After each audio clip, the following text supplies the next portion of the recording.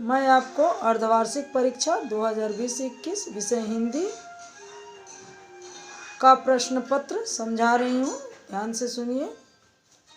पहला और दूसरा प्रश्न बहुविकल्पी हैं। 10 नंबर के कुल प्रश्न हैं। इस प्रश्न से संबंधित वीडियो हमने आपको भेजा था। जो बच्चे ध्यान से वीडियो को देखे हैं या ऑफलाइन ऑनलाइन क्लास किए हैं उनका पेपर बहुत अच्छा हुआ है। कॉपियाँ संतोषजनक प्राप्त हुई हैं। बच्चों, प्रश्न पत्र के अंतर्गत पहला प्रश्न है, कलम के सिपाही के रचनाकार हैं। 4 ऑप्शंस हैं, राजेंद्र यादव, वियोगी हरि, राय कृष्णदास और अमृत राय। इसमें चौथा ऑप्शन सही है, अमृत लाल। पहले का ख प्रश्न है, प्रसिद्ध गद्य गीतकार हैं। ऑप्शंस हैं, उदय शंकर भट्ट, नागार्जुन, वियोगी हरि, रामचंद्र शुक्ल। तो वियोगी हरि सही ऑप्शन है, यानी सही उत्तर है। पहले का ग प्रश्न है, फरीश्वर नाथ रेणु की रचना है। ऑप्शन है, पुरस्कार, मैला आंचल, गबन, रसज्ञ रंजन। इसमें दूसरा विकल्प सही है, मैला आंचल। पहले का घ प्रश्न है, डायरी विधा के लेखक हैं। ऑप्शन है, शमशेर बहादुर सिंह, राहुल सांकृत्यायन, सरदार पूर्ण सिंह। इसमें पहला ऑप्शन सही है, शमशेर बहादुर सिंह। पहले का अंगा है, स्कंदगुप्त नाटक के लेखक हैं। ऑप्शन है, जयशंकर प्रसाद, प्रेमचंद्र, अज्ञेय, लाला श्रीनिवास दास। पहला ऑप्शन सही है, जयशंकर प्रसाद। अब दूसरे प्रश्न पर चलते हैं। दूसरे प्रश्न का क है, प्रगतिशील लेखक संघ की स्थापना कब हुई। बच्चों, प्रगतिशील लेखक संघ की स्थापना 1936 में हुई। दूसरे का ख है, जायसी का पद्मावत किस भाषा में लिखा गया है। ऑप्शन है, अवधी, ब्रजभाषा, खड़ी बोली, फारसी। अधिकांशतः बच्चे फारसी लगाए हैं, लेकिन जायसी की पद्मावत जिस भाषा में लिखा गया उसका नाम है अवधी। दूसरे का ग है प्रश्न, किस कवि को ज्ञानपीठ पुरस्कार नहीं मिला। ऑप्शन है, रामधारी सिंह दिनकर, सुमित्रा नंदन पंत, जयशंकर प्रसाद और महादेव वर्मा। यानी इन 4 कवियों में जिन कवि को ज्ञानपीठ पुरस्कार नहीं मिला उनका नाम है जयशंकर प्रसाद। दूसरे का घ प्रश्न है, लहर के रचनाकार कौन है। ऑप्शन है, जयशंकर प्रसाद, गिरिजा कुमार माथुर, हरिवंश राय बच्चन, सुमित्रा नंदन पंत। इसमें भी पहला ऑप्शन यानी जयशंकर प्रसाद सही है। दूसरे का अंगा है, हिंदी साहित्य के इतिहास में किस काल को स्वर्ण युग कहा जाता है। पहला ऑप्शन है, रीति काल, दूसरा ऑप्शन है, आदि काल, तीसरा है, भक्ति काल, चौथा है, आधुनिक काल। तो भक्ति काल वाला ऑप्शन सही है। हिंदी साहित्य के इतिहास से संबंधित जो हमने वीडियो भेजा है उसको भी आप देख सकते हैं। बच्चों, तीसरा प्रश्न गद्यांश पर आधारित है और गद्यांश को पढ़ना है और आपको गद्यांश को अच्छी तरीके से पढ़कर इसका उत्तर देना था। लेकिन जो बच्चे पढ़े हैं वो अच्छा लिखे हैं, जो बच्चे नहीं पढ़े हैं वो अपना बस प्रश्न में पेपर में से छांटकर पेपर की भाषा लिखे हैं। प्रेम की भाषा शब्द रहित है, नेत्रों की, कपोलों की, मस्तिष्क की भाषा भी शब्द रहित है। ये गद्यांश आचरण की सभ्यता जिसके रचयिता सरदार पूर्ण सिंह हैं उससे लिया गया है। तीसरे का अथवा वाला जो प्रश्न है, प्रकृति के रम्य रूपों में तल्लीनता की जो अनुभूति होती है उसका उपयोग कविगण कभी कभी रहस्यमयी भावनाओं के संचार में भी करते हैं। यह गद्यांश भारतीय साहित्य की विशेषताएं डॉक्टर श्याम सुंदर दास जी द्वारा रचित इससे लिया गया है। चौथा प्रश्न है जो काव्य खंड से लिया गया है। निम्नलिखित में से किसी एक पद्यांश पर आधारित प्रश्न के उत्तर दीजिए। उसमें हेरत हेरत हे सखी, रहया कबीर हिराय, बूंद समानी समद में, सो कतहेरी जाए। पद्यांश से ही स्पष्ट है कि कबीरदास इसके रचयिता है। यह साखी से लिया गया है। अथवा वाला जो प्रश्न है चौथे का, अखिया हरि दर्शन की भूखी, कैसे रहती रूप रस राची, ये बतिया सुनी रूखी। यह सूरदास के भ्रमर गीत सार से लिया गया है। 5वां प्रश्न है, निम्नलिखित में से किसी एक लेखक का जीवन परिचय देते हुए उनकी रचनाएं लिखिए। अधिकतम शब्द है 80। तो बच्चों आप लोगों ने 4 पेज 5 पेज में लिखा है, इसका कोई मतलब नहीं है। अधिकतम आपको 80 शब्द में देने हैं। जैसे भारतेंदु हरिश्चंद्र, महावीर प्रसाद द्विवेदी और श्याम सुंदर दास, 3 में से किसी एक पर करना था आपको। खा है, निम्नलिखित में से किसी एक कवि का जीवन परिचय, यानी एक लेखक का जीवन परिचय और एक कवि का जीवन परिचय। पहला है कबीर दास, दूसरा सूरदास, तीसरा तुलसीदास। तो आप लोगों को नाम से स्पष्ट है कि तीनों भक्ति काल के कवि हैं। तो भक्ति काल आप 1800 1900 जन्म इनका बता रहे हैं, जो आधुनिक काल का समय सीमा स्टार्ट होता है।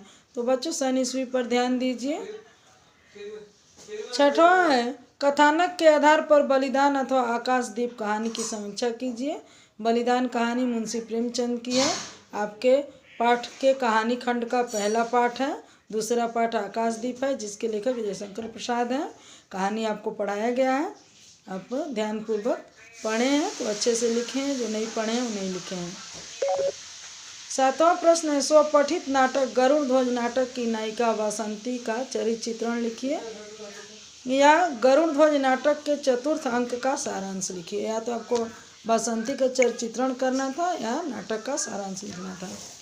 8वां प्रश्न जो है उसमें प्रयाग पाठ संस्कृत खंड से है। प्रयाग पाठ ऋषि भारद्वाज का आश्रम वाला, उसको आपको करना था, यानी उसका ससंदर्भ अनुवाद करना था।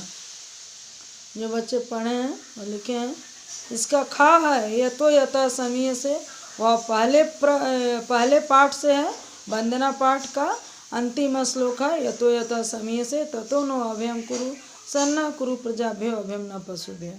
इसका वीडियो भी हमने बहुत ही अच्छे से बनाकर आपको भेजा था, आप लोगों ने पढ़ा होगा तो अच्छे से लिखा है, जो नहीं पढ़े हैं वो नहीं लिखे हैं। इसका अथवा वाला प्रश्न है, अक्रोधना सत्यवादी भूता नाम विहिंसिका अनुसूयर जिह्वाश्च शतम वर्षाणि जीवति। यह सदाचारोपदेश से लिया गया है। तीसरा पाठ है संस्कृत दिग्दर्शिका का, यानी संस्कृत खंड का, और इसका भी वीडियो हमने आपको प्रस्तुत किया था। अगर आपने पढ़ा है तो अच्छे से लिखा है, नहीं पढ़ा है तो नहीं लिखेंगे। बाकी आपको अनुवाद वाला प्रश्न है, और संस्कृत में जो प्रश्न से संबंधित पाठ से संबंधित जो प्रश्न है उसके उत्तर भी लिखने थे। जैसे प्रयाग कस्मिन राज्य वर्तते, तो उत्तर प्रदेश राज्य वर्तते। तो जब आप पाठ पढ़ेंगे तभी इस प्रश्न का उत्तर आप दे पाएंगे। अगला जो 10वां प्रश्न है वह रस छंद अलंकार से संबंधित है, यानी रस का आया है और अलंकार का आया है। तो आपको रस और अलंकार का PDF और वीडियो दोनों हमने दिया है, आप पढ़े हैं तो अच्छी बात है। 11वां प्रश्न है निबंध से संबंधित है। बहुत सारे बच्चे लिखे कि बेटी बचाओ बेटी पढ़ाओ, लेकिन किसी ने नहीं लिखा कि बेटी बचाओ बेटी पढ़ाओ कार्यक्रम की शुरुआत हरियाणा के पानीपत जिले से किया गया। नहीं, प्रदूषण पर्यावरण प्रदूषण पर जो निबंध आया है उसमें आपने ई कचरे का कहीं उल्लेख नहीं किया है, जो आज की बहुत ही विकट समस्या है ई कचरा, जिस पर लोगों का अधिकांशतः ध्यान नहीं जाता है कि ई कचरे का भी नुकसान है। 12वां प्रश्न है विष्णु धन एक की संधि होगी, तो विष्णु धन एक की संधि होगी विष्णवे। दूसरा तत् धन चौर, तत् धन चौर की संधि होगी तच्चौर, त आधा च बन जाएगा इसमें। नीलाश्व में समास है, हमने समास भी आपको पढ़ाया है, वीडियो भी भेजा है, ऑडियो भी इसका भेजा है कि जब प्रथम पद दूसरे पद की विशेषता बतलाता है तो वहाँ कर्मधारय समास होता है, यानी नीलाश्व, अश्व मतलब घोड़ा, तो घोड़ा कैसा है नीला है। इसका दूसरा है पीताम्बरम में समास है, तो पीताम्बरम में भी कर्मधारय समास है, यानी पीताम्बर पीला वस्त्र। 13वां है पंचमी एक वचन का रूप है, यानी आत्मा, आत्मा जो शब्द है उसका रूप लिखना था आपको। तो पंचमी आत्मा का जो एक वचन में जो पंचमी विभक्ति आएगी उसका जो रूप होगा वह आत्मनः होगा। अगला प्रश्न है आपका, नामनम में विभक्ति और वचन है, इसमें षष्ठी विभक्ति है और बहुवचन में नामनम कहते हैं। अगला है, पा धातु लिट लकार प्रथम पुरुष एक वचन का रूप होगा। इसका पा धातु का लिट लकार प्रथम पुरुष में एक वचन का जो रूप होगा वह होगा पास्यति। अगला है, महत्वम शब्द में प्रत्यय है, महत्वम शब्द में त्व प्रत्यय है। बुद्धिमान शब्द में मतुप प्रत्यय है।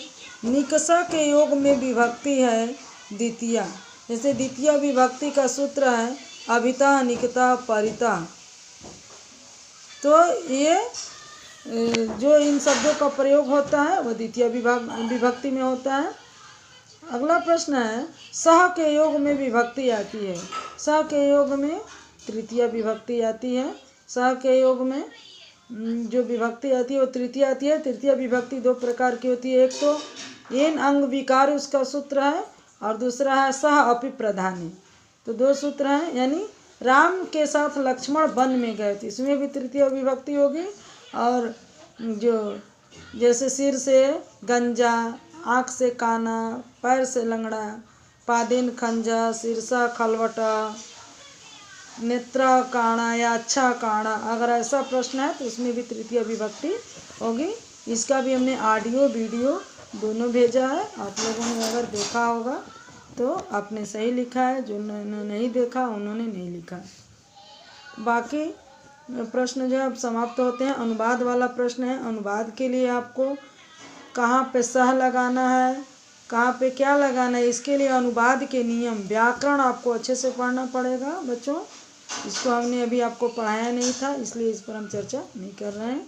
धन्यवाद बच्चों।